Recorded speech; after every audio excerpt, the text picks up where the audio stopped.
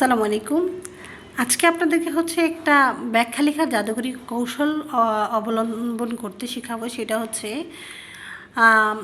এটা হচ্ছে কাসিদাতুল বুরদা কবিতার যেমন বুসাইরি লিখেছিল রাসূল সাল্লাল্লাহু আলাইহি ওয়াসাল্লামের গুণাগুণ।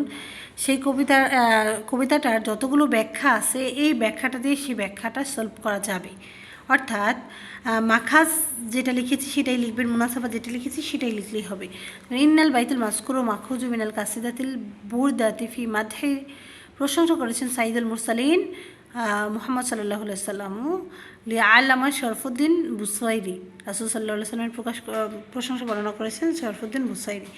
মুনাসাবা হচ্ছে বাইয়ানা শাইরু কবি বর্ণনা করেছেন আল্লামা শরফুদ্দিন শরফুদ্দিন বুসাইরি বর্ণনা করেছেন ফি হাজাল বাইতি এই লাইনে বাদুল মাহাম্মিদুল নবী সাল্লাল্লাহু আলাইহি ওয়াসাল্লামের প্রশংসা বর্ণনা করেছেন। এরপর হচ্ছে তাশরিহ ব্যাখ্যা।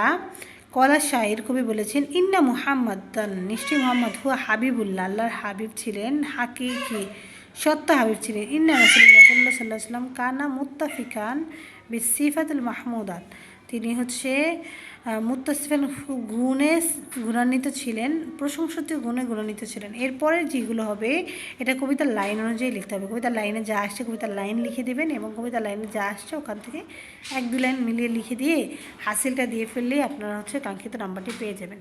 যেমন ফি আখির তাকুলু সর্বশেষ আমরা বলবো ইন্না মুহাম্মাদান সাল্লাল্লাহু আলাইহি সাল্লাম হুয়া নবী তিনি নবী ছিলেন মুহাম্মদ শাফিউল মুশফিউন তিনি মুহাম্মদ সাল্লাল্লাহু আলাইহি সাল্লাম ছিলেন প্রশংসার দাবিদার এবং